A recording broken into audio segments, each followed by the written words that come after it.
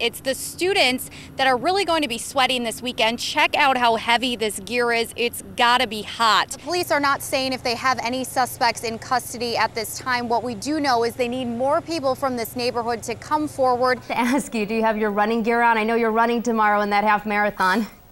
You know, Elitza, I don't have my running gear on yet, but seeing all these people out here, it makes me want to kind of jump in the starting line and join them. The lack of rain and extreme heat has taken a huge toll on the crop. You can see just how pathetic this one looks that I'm standing in. Now, Elitza, I'm sure you, like me, remember this day all too well. The crates, the boxes. Parents might be getting on your nerves a little bit. Yeah, it's definitely move-in day. Police say once that key is in the ignition, give your texting fingers a rest. And that's what a lot of people did. They volunteered their time and efforts, and luckily he was found alive. I myself am not a very good golfer, but with temperatures like this, I'll have plenty of time to practice before the season starts. Now, for the record, that stand-up I did at the driving range, I did it about 5 times, and I only missed that one time. But my photographer decided that's the one that we should use for the story. So there you have it. I'm really not that bad of a golfer. Back to you guys. It doesn't take long watching these students to realize this isn't your everyday classroom. Your first assumption might be that it's a Spanish class, but it's much more. It's supporting that native language and introducing it to someone else with the goal of having the children know 2 languages. For the first time in Urbana's history, the school district is giving its students the opportunity to be taught all subjects in both English and Spanish. Unlike the former bilingual program, dual language doesn't look at Spanish or English as a second language. The goal instead is to have these students speaking fluently in both languages by 5th grade.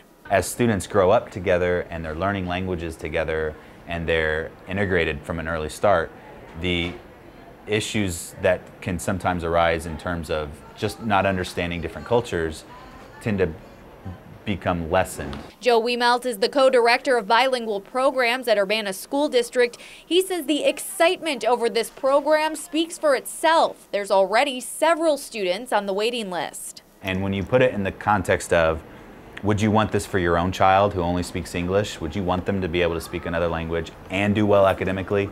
Everyone's going to say yes. I'm from Peru. My husband is from here. Our kids and our home is bilingual already. So it is very important for me and for families to keep their culture alive. Parents with students in the program say this sort of learning environment will hopefully also break down racial barriers. Teachers say they're already seeing those walls come down. I have seen it myself within this first week, how much they want to learn about each other. This is the incident in question. Back in June, Officer Patrick Simmons used force on 19-year-old Brandon Ward during his jaywalking arrest. 3 reports, one from the Champaign Police Department, one from the State Police, and one from the FBI, cleared Simmons of any wrongdoing. But City Council member Tom Bruno says all 3 investigations are missing one key element. The complainant on his complaint listed witnesses and their phone numbers, and no one to today's date has ever spoken to those people. The associate director of the University of Illinois Police Training Institute says witness interviews are key to investigations on use of force. Absolutely, yeah. I think you want to interview everybody that was at the scene, and you want to interview all the officers that were there, of course. Both Bruno and Mayor Don Gerard are asking the community not to look at the independent investigation as a 4th one, but instead the first thorough one. Some of our viewers agree, others feel it's time to put the incident to rest. On Facebook, Angie O wrote, "I don't feel it's appropriate. When people go on trial, they aren't tried multiple times to make sure no one else finds them guilty. The same system we apply to offenders should apply to the people who protect and serve." Bruno says the idea some have that the council doesn't support its officers is simply not true. This is like a family fight at some levels, and the best thing for our family is to try to work through this. To understand how a mound of dirt and few shovels turned into a state-of-the-art fitness facility, we have to start at the very beginning, when all of this was only a vision in Amy Armstrong's head. What I hope to create here is a destination that will help families and individuals put their lives back together and enjoy life beyond the scope of the disability. Especially her little girl. I'll try to get through that without crying. October 4th, 2005, Armstrong gave birth to Larkin, who was born with Down syndrome. As a new mother unfamiliar with caring for a child with special needs, Armstrong went home feeling unsure. She says if the new YMCA, also known as Larkin's Place, existed back then, things would have been different. Here's what she's hoping new parents of special needs children will now leave the hospital with. Here's the brochure, but there's also a resource for you within the YMCA. We'll find somebody that can help you navigate this new world. And here's what the new world entails. 9,000 square feet of fitness, 3 bodies of water, sensory rooms where people with special needs can explore and develop skills, and a resource library. What really sets apart this facility from the rest is it has the first accessible slide in the country, maybe even the world. An avenue that we are taking in this community to promote kind of like the marriage between abilities and disabilities.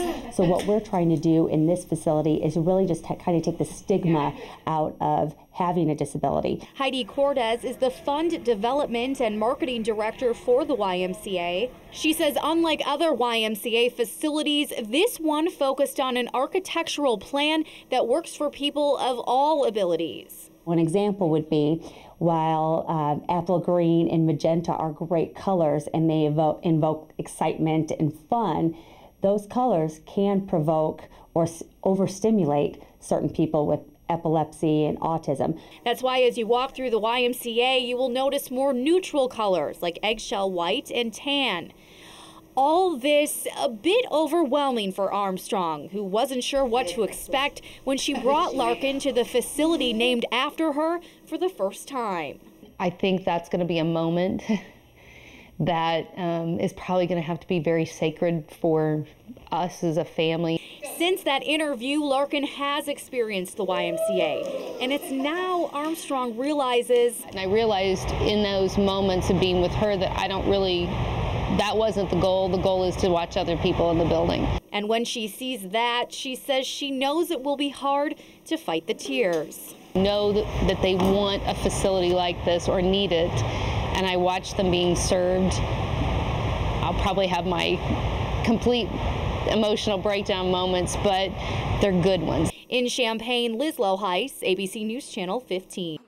18-year-old Tiandra Jones was inside her home on Beardsley Avenue Sunday afternoon watching her 2 little brothers when she heard several gunshots ring out. I immediately grabbed my little brothers and I dropped to the floor with them. A few minutes later, she heard a person come into her house. They were in there for a few seconds for a little while, and then I heard the door slam. Jones doesn't know for sure if it was the shooting suspect police are now looking for, but she's still shaken up over the thought. I was scared that we were going to get shot or something. I didn't know what to expect. The latest shooting is just one of several to happen in our area in the last 3 months. Very discouraging, very heartbreaking. Patricia Avery is the president of the Champaign-Urbana Area Project, a group whose mission is to reduce juvenile delinquency by providing direct services to families. She says every parent needs to start having a conversation with their kids about guns. We need to know what's going on inside our homes, and that's what we can do as a community. The Champaign-Urbana Area Project highly supports the gun buyback event this weekend, in which anyone can drop off a gun at CUPHD, no questions asked, and receive a $50 cash card for each. I think this is a perfect time to just turn in that weapon. If you saw 1-year-old William Winans on his first birthday Friday, you would notice right away what a happy, healthy baby he is. You would never guess he was attacked by a 2-foot python earlier this week. Devin Winan says around 11 Monday night, he heard his son stirring, so he felt around his crib. When I felt it, it was really slimy, and I knew it wasn't normal. I immediately turned the light on and saw the snake, a ball python, wrapped around his foot, constricting it and trying to eat his foot. Winans pulled the snake off with a blanket and immediately called the boy's mother, who rushed over to the apartment. It kind of took me a minute to realize that he was okay, because I did see the blood all over his foot, and of course it took me a minute to register, and I kind of just grabbed him from Devin. William was taken to the hospital and treated for minor injuries. The snake was brought to Coles County Animal Shelter. I've gotten strange bite reports on squirrels and horses and, stuff like that, but never a snake. It's not clear why the snake bit the baby's foot, but Dieter says sometimes animals can be more irritable in the summer. They're hot. They're just like us, humans, cranky, crabby. William's family learned Friday the snake came from an adjacent apartment and the owner has been cited. The whole ordeal was enough for Winans to move out. He says he doesn't even want to think about if the snake wrapped around his son's neck or chest. If the snake had wrapped around his neck, honestly, we probably would not be having his birthday today. University of Illinois students won't easily forget the October 2011 armed robbery at this Espresso Royale on campus. Plus, it was like in broad daylight. And Detective Tim Hetrick won't forget the tool that helped police make an arrest. We have literally solved crimes from petty theft to aggravated battery, armed robbery, with the use of the cameras. He says some of the department's detectives have built their entire cases merely from footage like this when there was nothing else to go on. That's why Hetrick is hoping to place hundreds more security cameras around campus, eventually making the U of I a leader in campus security. We've had a couple of campuses reach out and talk to us about how our program works and how we're doing things so they can model their own program after us. Some students say placing even more cameras throughout campus won't necessarily make them feel more at ease. If something bad's going to happen to me, it's going to happen. That's not going to stop it. But Hetrick says it might. When we put a camera in a problem area, it seems to curb a little bit of the crime in that area. Student Hollis Johansson agrees if people know the cameras are there, they might think twice about doing something illegal. Well, security cameras are in place and they are being used effectively, so that also deters people from stealing stuff. Hetrick doesn't consider crime to be high at the University of Illinois, but that's not the reason he's pushing for more of these cameras. If we have the technology to put out there